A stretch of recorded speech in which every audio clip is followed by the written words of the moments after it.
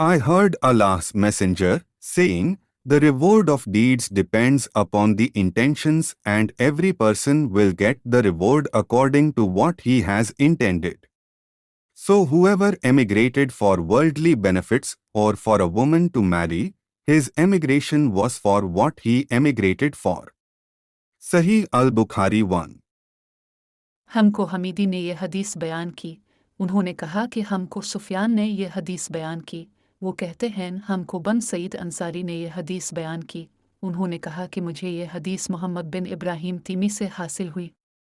उन्होंने इस हदीस को अलक़मा बन वकास से सुना।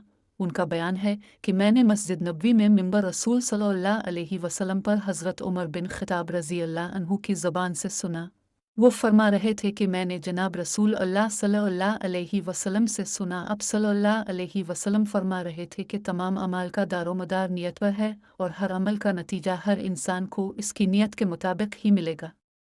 बस जिसकी हिजरत तर्क वतन दौलत दुनिया हासिल करने के लिए हो या किसी औरत से शादी की गरज हो, बस इसकी हिजरत इन्हीं चीज़ों के लिए होगी जिनके हासिल करने की नीयत से इसने हिजरत की है।